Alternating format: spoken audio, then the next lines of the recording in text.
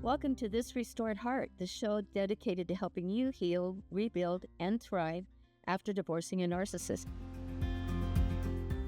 I'm your host, Corey Sullivan, and each week I'll be sharing practical tips, expert insights, and powerful stories to support you on your journey to freedom and empowerment. I'm here to guide you through the challenges of moving forward in each and every single episode. We will talk about actionable advice, sharing inspiring stories, and explore the tools you need to rebuild your life on your terms. Whether you're seeking clarity, strength, or a fresh start, this podcast can be your companion on the road to your recovery. Together, we'll turn pain into power and help you create the life you were meant to live. Divorcing a narcissist oftentimes leaves us feeling like we don't know who we are. Our identity is gone. And we question our self-worth, our choices, and even how our future looks. So today, I want to talk about how you can reclaim your life by transforming the way you think about yourself and your past and how you view your future. My name is Corey Sullivan, and I am the founder of This Restored Heart. I want to just jump in right now and let's get started on this podcast. I want to welcome you, first of all, and you may want to grab a pen and paper, take a few notes. The first thing I want to talk about is letting go of the narcissist's control over us. Okay.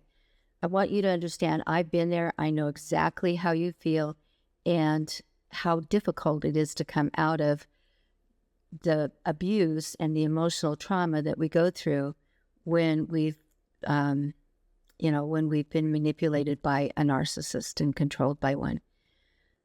So the first thing is understanding how to break free from that emotional abuse and trauma and the manipulation so that you can reclaim a sense of autonomy and on how you can see yourself moving forward, okay? I know from personal experience that it starts right here, right? We need to see ourselves in a different light. I do a transformational inner healing that helps as well. Some of the steps that you can take now is to really and truly view the narcissistic control and manipulation that you've been through real lenses, not the lenses of hurt and pain, but the lenses of, that is not how Father God wants you to be treated. He wants you to be treated in a way where you're honored and you're valued and your self-worth, is enhanced because of your relationship, and that is really, and that you're growing in a relationship where you can trust someone with your words and with your feelings and with emotions and with everything, right? Because that's one of the things that we learned, that we could not trust our former spouse because they were mean and manipulative and controlling, and they demeaned us. So what we learned from that is, how can we make them feel better? How can we earn their love back? How can we get that person back that we fell in love with? And then we start looking at ourselves as the problem, when in fact, we were not the problem. Probably what was the problem is that we didn't recognize the red flags. That was my problem. I didn't recognize the red flags. So to reclaim your sense of self and self-worth, I want you to grab a piece of paper and write down all of the things, all the gifts, all the talents that Father God has put in you. Are you good at researching? Are you good at writing? Or are you good in music? Are you good in organizing and structuring things? Are you good at strategies? There's all kinds of gifts that we have in us. And if you can't think of some of those things, talk to some of your friends and people who know you well, family members, and just ask them, because you know what? We're not always our best cheerleader. We need to get a cheerleader in our life that will help us be able to look at the good that we have in us, and then reinforce that and find ways to utilize those gifts and talents as we move forward. Okay? So I want you to also redefine what self-worth is, because the strategy to rebuild your confidence and redefine your value after years of being devalued and criticized is extremely important. So the strategies that I have used and encouraged other people to use to rebuild your self-worth is to, obviously the gifts and talents, but then also the things that you have been honored for in your life. Maybe you're the one that people go to when they need a cake baked for a birthday party or something, because you're an awesome baker. Maybe people come to you because you have a lot of knowledge in a certain area, whether it's gardening or cooking or baking. Maybe in your career, you have a lot of knowledge. You've gone to school. You've had a lot of work experience, practical experience in things. And so people will seek you out for those things. And so as you are being recognized for those things and honored for those things, I want you to write that down in your journal as well, that Julie called me today because she wants to know how I make this particular dish, or, or Betty called me because she wanted to know how a trip that I took and how I planned that out and did it go well. There's all kinds of things. You just need to start strategizing and remembering what things you have been, looked at for, people have contacted and reached out to you for support in learning how to do something different or making a different plan in their life. Write those down. Celebrate those things. And then, as we are going through our healing process, we need the space to really and truly develop those talents and those gifts and the things and our self-worth, and,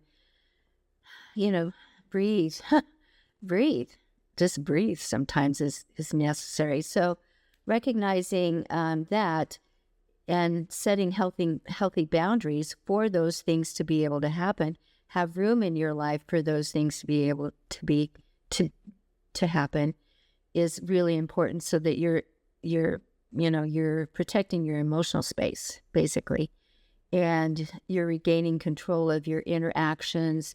And, especially if you have to co-parent with your former narcissist, you need to set those boundaries. Maybe I always recommend 90 days of no contact. And I know that sounds crazy when you have kids and you're needing to co-parent, but that is so key, and not to allow them to manipulate your children. So maybe you have somebody else drop off and pick up, and some trusted friend or family member that does that for you, so that you're not in contact directly. And then if, to make those arrangements, they have to be made either over text or email, no verbal contact. Then, and then with people who are toxic in your life, you're finding that they're toxic in your life, you need to take those people and minimize the time that you give them. You need to, and minimize the access that they have to you. So my rule is, after 7 o'clock at night, I don't take a lot of personal calls unless I know that there's something going on with that person.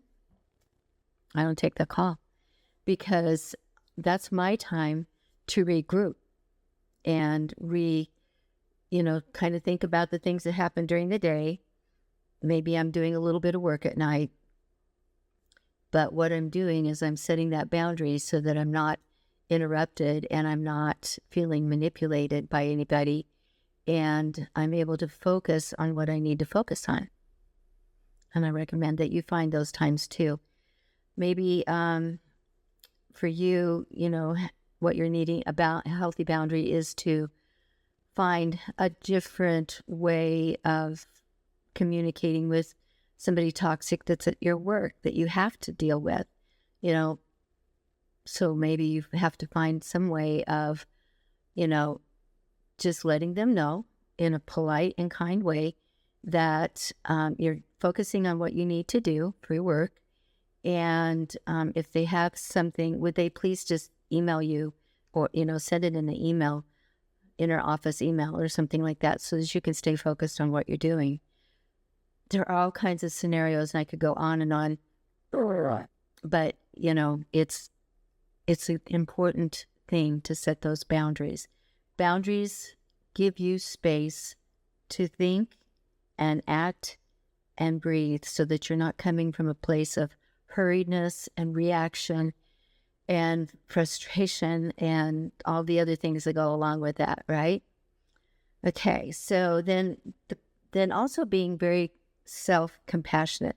Learn why it's important to be kind and compassionate to yourself, because that is really crucial to your healing. And how I recommend that is you stop blaming yourself for the past. You are not responsible for all the things that your narcissist put on you.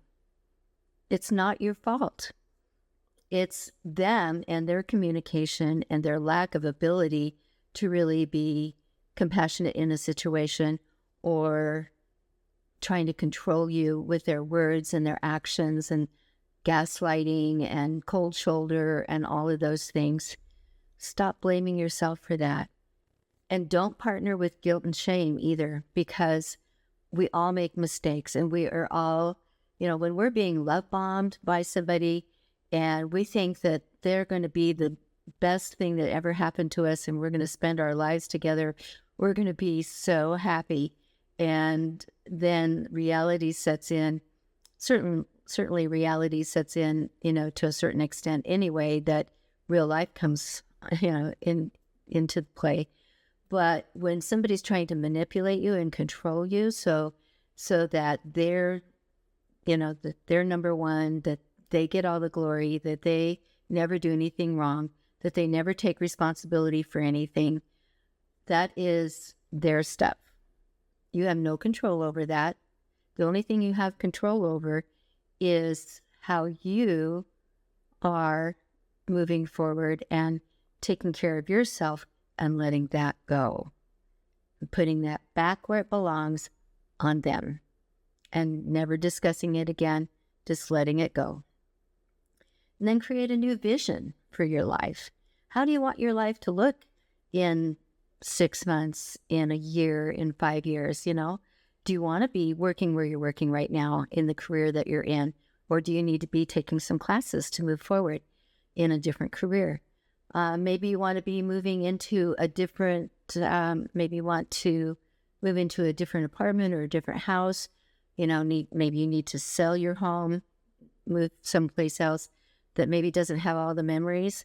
There's all kinds of different things that we need to consider so that we can build our future and design it in a way that is comfortable for us and actually enhances our growth, because that's what we're responsible for, is our growth. Okay? So then I'm going to encourage you to build an inner strength. And I always, we can't build anything without partnering with Father God. So always be in prayer and asking Him what He has for you in your future. What is best for you as you're moving forward? What does He have for you? Because, He has great plans for you. And He really and truly wants you to thrive. So I can't stress enough that inner healing and inner strength are going to carry you further than anything else in your future. So I'm going to encourage you to reach out to me at the link below and schedule a time with me for, I've got a 30-minute complimentary call. What we can do in that time is I know it doesn't sound like a lot of time, but we can do a lot in that time that will help put your feet moving forward on the path that you want to be on, to help you let go of your past, and be able to move forward in what works for you. Because that's really what it's about, is you moving forward. I use this analogy a lot, but the rear view mirror in your car is this big, but your windshield is this big. Father God wants you to always be looking for what he has for you. The past is this big, and it needs to stay this big, not this big. When something comes up that, a hurt or a sad memory or whatever, it's okay to grieve those things because we need to, but then leave them with Father God and leave them at the foot of the cross and ask Father God for new adventures and new memories that will bring joy to your life. So I really hope that this has blessed you and that you found some information that's going to help you. Whether you're in early stages of your recovery after your divorce or you're further down the road in your healing journey, these things will still come into play as you move forward. It will also help you provide some actual actionable insights and where you may need some additional focus so that you can find the healing that you're needing or find some direction that you're looking for. Always in prayer, always looking to Father God for his guidance and support will help you with your mindset, and it'll help you regain control of your life and rebuild the life that you really and truly were designed to live. So you deserve to thrive. And I know that he has thriving for you in your future. Thank you. Bye for now.